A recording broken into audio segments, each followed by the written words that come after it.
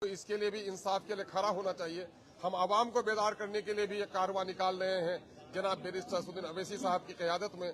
और इस कारवां में तशरीफ फरमा है हमारे माजिद हुसैन साहब जो एमएलए हैं वहाँ नामपल्ली से, और जनाब वारिस पठान साहब जो एक्स एमएलए हैं बॉम्बे से, वो भी तशरीफ फरमा है।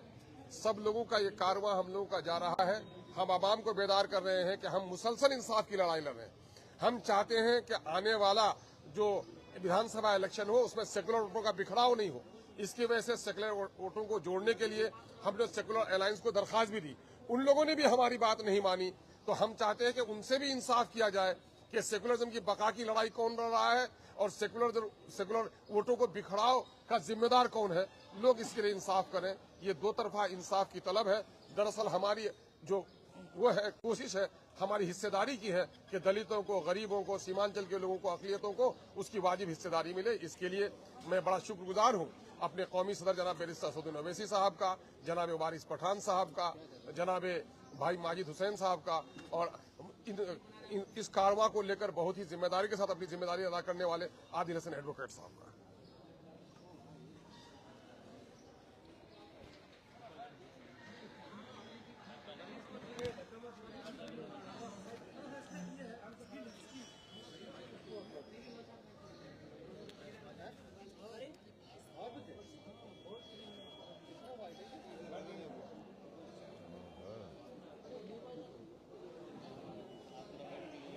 चलिए, आपको कुछ पूछना है तो पूछ लीजिए। सर, डुगडुगी बजा करके लेटर लिख करके आप लोगों के द्वारा गठबंधन में शामिल करने की मांग की गई, इसके कोई जवाब नहीं आया, क्या करेंगे?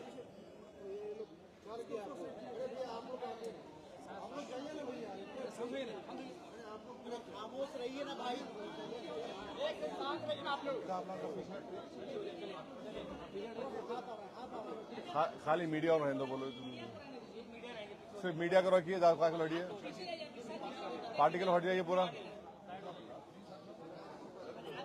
देखिए, अख्तर उल ईमान साहब ने खत लिखा है, फिर अख्तर उल ईमान साहब ने यहाँ के लीडर ऑफ अपोजिशन को लेटर लिखा है। मीडिया के जरिए हमने इस बात को कहा है कि एमआईएम पार्टी अलायंस के लिए तैयार है, और फिर अख्तर उल ईमान साहब ने अपने आखिरी खत में ये भी कहा है कि हमको आप 6 सीट दे दीजिए। अब ये उनको फैसला करना है, ये नहीं करेंगे तो बिहार की जनता ये देख लेगी कि कौन बीजेपी को कामयाब कराना चाहता है या कौन बीजेपी को रोकना चाहता है। तो अब ये फैसला बिहार की आवाम पर है। हम तो अपनी जिम्मेदारी को निभा चुके हैं। कल कोई या हमसे ना कहे कि आपने बातचीत नहीं की, आपने फुला नहीं किया। तो हमने तो अपनी तरफ से पूरी कोशिश की और जनता के सामने, आवाम के सामने हमने इस बात को रख दिया। सर, बिहार में कितने सीटों पर पार्टी चुनाव लड़ेगी? जब लिस्ट जारी होगी तो आपको पता चल जाएगा। सर, एक आई लव मोहम्मद कहने पर जो है पूरा बवाल है, उस पर क्या कहेंगे सर? देखिए, ये शुरू हुआ था कानपुर में। वहाँ के शायद एडीजीपी, एडिशनल डीजीपी ने कहा कि कोई नया पोस्टर नहीं लगा सकते। तो उसके बाद हमने सोशल मीडिया पर कहा कि हम इस बात को मानते हैं कि मोहम्मद सल्लल्लाहु अलैहि वसल्लम से हम मोहब्बत करते हैं। हर मुसलमान मोहम्मद सल्लल्लाहु अलैहि वसल्लम से मोहब्बत करता है इसलिए कि उसके ईमान का हिस्सा है। अगर हम मुसलमान हैं और अगर हम अल्लाह को जानते हैं तो वो मोहम्मद सल्लल्लाहु अलैहि वसल्लम ने हमको सिखाया है कि अल्लाह है जो ज़मीन और आसमान का खालिक है, तुम इसकी इबादत करो, किसी और की मत करो। हमको उन्होंने बताया है कि तुम्हारा ईमान उस वक्त तक मुकम्मल नहीं हो सकता जब तक कि तुम मोहम्मद सल्लल्लाहु अलैहि वसल्लम को अपनी दुनिया की हर चीज़ ज़्यादा नहीं चाहोगे। ये तुम्हारे ईमान का हिस्सा है। और आर्टिकल 25 में फ्रीडम ऑफ रिलीजन है, तो संविधान में फंडामेंटल राइट है, इसको आप कैसा छीन सकेंगे किसी से? और ये क्या बात है कि नया पोस्टर कैसा लगाए, जो यूपी में क्या गलत है एकदम वो। अभी जो नहीं पूछे वो पूछिए। सर, तेजस्वी यादव का कहना है कि युवाओं को इस बार रोजगार मिलेगा, फिर भी उसके पास डिग्री होना चाहिए। उसके पास डिग्री होनी चाहिए, यानी हर सर्टिफिकेट वाले को तो रोजगार देंगे। पहले ये बता दीजिए कि बिहार में ड्रॉप आउट रेट कितना है स्कूल का, ये बता दीजिए कि कितने लोग ग्रेजुएट होते हैं, इसके ऊपर आप फैसला करिए। डिग्री होना चाहिए तो फिर बहुत सरकारों का रिकॉर्ड भी तो सामने आएगा ना कि उन्होंने कितने स्कूल खुलवाए, कितने कॉलेजेस खुलवाए, कितने काम करवाए। आराम से, हम कहीं नहीं जा रहे हैं, आप बारी बारी आप कहीं नहीं भाग रहे हैं, आराम से बैठे। यहाँ इस मतलब ये रैली निकालेंगे उसका नाम इंसाफ भी रखे। यहाँ शेरशाबादी की आबादी 3.5 लाख से ज्यादा है इस लोकसभा में, तो क्या शेरशाबादी को भी टिकट मिलने का कोई संभावना है? बिल्कुल बिल्कुल, इंशाल्लाह जरूर।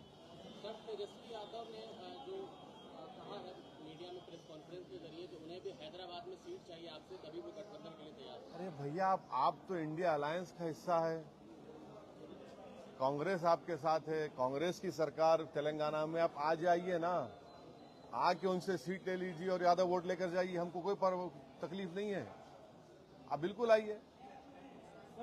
कांग्रेस सीडब्ल्यूसी की आज बैठक कर रही है, अपना ताकत प्रदर्शन कर रही है। हाँ, आरजेडी को दिखा रहा है अपना ताकत। आज बैठक हो रहा है पटना में। हम अपनी ताकत दिखाने के लिए आज न्याय यात्रा शुरू कर रहे हैं, तो उनका उनसे पूछिए। हाँ, महागठबंधन में शामिल होने के लिए केवल राजद का दरवाजा क्यों? और भी तो पार्टियां हैं महागठबंधन। नहीं, लीड तो वही कर रहे हैं ना, राजद ही तो लीड कर रही है, उनके साथ दूसरे पार्टियां हैं। नारा 4 के बदले 40, इसको देख के राजद को चेतावनी तो नहीं है? अब देखिए, एक बात सुनिए, अगर आप एक बीज बोते हैं और उस बीज को जमीन में ताकतवर बनाने के लिए पूरे लोग अपना खून पसीना बहाते हैं, और जब फसल निकल कर आती है तो आप फसल को लेकर चले जाते हैं, भाग जाते हैं, आपको तकलीफ होगी नहीं होगी? तो हम अभी भी बीज बो चुके हैं और फसल अब के बार जब निकलेगी वो यहाँ की जनता के पास ही होगी, कोई लेकर नहीं भागेगा। प्रशांत किशोर के बाद अब आरके सिंह भी उसी राह पर चल रहे हैं। क्या? प्रशांत किशोर के बाद आरके सिंह भी अभी पूर्व केंद्रीय मंत्री हैं, वो आरोप लगा रहे हैं ये जदयू पर, अशोक चौधरी पर, जो 200 करोड़ कहाँ से आया। तो कहीं ना कहीं सर ये गठबंधन का असर नहीं पड़ा है, गठबंधन के खिलाफ ही आप कर रहे हैं। नहीं, अगर आरोप लगाए तो उनको बताना चाहिए। सर, 2020 के चुनाव में एमआईएम अपने बदौलत 5 विधानसभा की सीट जीतने में कामयाब हुई। क्या 2025 में एमआईएम इतनी कमजोर हो गई कि बार बार राजद के ऑफिस में, कभी उनके घर के पास ढोल बजाते हुए आपके प्रदेश अध्यक्ष पहुंचते हैं? ऐसा है ना, देखिए, आप लोगों को हर चीज आपको ब्लैक एंड व्हाइट नजर आती है, तो सियासत ब्लैक एंड व्हाइट नहीं होता है। सर, मजलिस पार्टी की और किस पार्टी से गठबंधन की बात की? वो अख्तर भाई बताएंगे आने वाले दिनों में। कांग्रेस के पूर्व अध्यक्ष अखिलेश जी, वो आप पर बार-बार कौन? कांग्रेस के पूर्व अध्यक्ष है बिहार के, वो बार-बार आपको नॉमिनल नेता बता रहे हैं। हाँ, गठबंधन से सीधे तौर पर इनकार कर रहे हैं। उनको उनसे पूछिए कि 2008 में जब न्यूक्लियर डील हो रही थी, पार्लियामेंट में नो कॉन्फिडेंस मोशन जब लाया गया था, तो किसने खड़े होकर उस मनमोहन सिंह की सरकार को साथ दिया था? सर, 4 के बदले 24 लाएंगे, लेकिन 6 सीट का मांग करते हैं। ऐसा तो नहीं कि जो सीट आपका चले गया वही रिकवरी करने के करे में। अब हम तो अपनी बात को रखे हैं, हम ये कह रहे हैं कि अगर हम 24 पे चले जाएंगे या उससे बढ़ के भी चले जाएंगे तो फिर आप बाद में हमको मत बोलिए, ये मैंने आपसे उनसे कह रहे हैं, अब उनको सोचना चाहिए। सर, क्या चौथे राउंड की गठबंधन करने जा रहे हैं? हाँ, चौथे राउंड की गठबंधन करने जा रहे हैं? चौथा स्तंभ की गठबंधन करें, थर्ड फ्रंट। हाँ, चौथा क्या करने वाला, देखेंगे क्या होता है, अभी बताएंगे आपको, टाइम है उसका। तेज प्रताप यादव बार बार इच्छा जाहिर कर रहे हैं, हाँ, ये एमआईएम से गठबंधन करना चाह रहे तेज प्रताप यादव। अरे अल्लाह उनको अच्छा रखे, खुश रखे, सेहत दे उनको। सर, विपक्ष का आरोप है जब 5 साल के बाद ही आपको याद आती है सीमांचल दौरा करने में। पहले सीमांचल कोई बोलता नहीं था, हम ही तो बोले तो उनकी जबान में आ गया पूरा बात। ये पहले तो बोलता ही था सीमांचल, और पार्लियामेंट के अंदर, पार्लियामेंट के बाहर हम ही तो बोल रहे हैं सीमांचल के बारे में। ये लोग कहाँ बोलते हैं, इनको सिर्फ चुनाव के जमाने में सीमांचल बोलते हैं। हम तो नहीं गए, हम तो बार बार इसको कहें, 2015 से हम कह रहे हैं कि हम यहाँ पर आए तो हम कभी छोड़कर नहीं जाएंगे, और हमारा कंसिस्टेंट यही पॉलिसी रही है। सर, पिछले विधानसभा में ओबीसी मेडिकल कॉलेज का और हॉस्पिटल का भी मतलब यहाँ पे घोषणा कर दी। कोई घोषणा नहीं हुआ था, ये सब ये जो बात लोग कर रहे हैं, हम बोले कोशिश करेंगे और कोशिश आज भी जारी है, करें कुछ ना कुछ कर सकते हैं। सवाल ये है कि जो सत्ता में है 11 साल सत्ता में रहे, उनकी भी तो अखलाकी जिम्मेदारी बनती है। एक परिवार में दो मुख्यमंत्री बन गए, कोई दूसरे पास एक मुख्यमंत्री 10 साल 12 साल रहे, उन्होंने क्या किया सीमांचल के लिए? सर महिला वोटर एक बहादुरगंज के जो गद्दार विधायक थे, वो अभी एक पोस्टर फेसबुक में एक पोस्ट कर रहे हैं जो खुद को पढ़ा लिखा बता रहे हैं और आपके जो कैंडिडेट है उसको अनपढ़ बता रहे हैं। तो जो तौसीफ आलम साहब को अनपढ़ बता रहे हैं, जबकि राजद के जो मुख्यमंत्री पद के लिए वो मतलब लड़ रहे हैं, वो खुद 8 पास है, तेजस्वी यादव। क्या कहेंगे? क्या कहना क्या है आप जो बात कही थी, मैं क्या कहूँ? सर सीमांचल के बाहर सिर्फ ढाका ही चुनाव लड़ेंगे कि और भी विधानसभा? हाँ, सीमांचल के बाहर ढाका ही चुनाव लड़ेंगे कि और भी विधानसभा चुनाव लड़ेंगे? नहीं, बराबर लड़ेंगे। और कुछ है? जनता एमआईएम को वोट देती है, लेकिन उसके जीते हुए पार्टी दूसरे पार्टी में चले जाते हैं, तो सर कैसे लोग विश्वास करेंगे कि एमआईएम को वोट दे, फिर इस बार नहीं जाएगी दूसरे पार्टी में? नहीं, जिन लोगों ने धोखा दिया उनके साथ जनता नहीं है।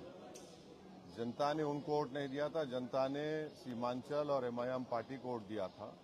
और हमारी पूरी कोशिश होगी कि अब के बार ऐसे लोगों को हम अपना उम्मीदवार कैंडिडेट बनाएंगे जो इंशाअल्लाह पूरा भरोसे पे उतरेंगे। सर आपकी पार्टी के ऊपर लगातार एलिगेशन लग रहा है कि पैसे के बल पे टिकट दिया जाता है। अच्छा, इस बार क्या सर पैसे के बल पे टिकट दिया जाएगा या जमीन से उठा हुआ नेता मिलेगा? पैसे के बल पे तो इल्जाम लगता है चुनाव के जमाने में। क्योंकि सर जो गए 4 गए उन्होंने लगाया एलिगेशन। अब एक बात सुनिए, एक साहब ने एक क्रिकेटर को ले जाकर दुबई में होटल खोली है, नाम क्या रखा? हैदराबाद बिरयानी दुकान। किससे पैसा लिया वो? आप तो बिरयानी नहीं खाए ना, हम भी नहीं खाए।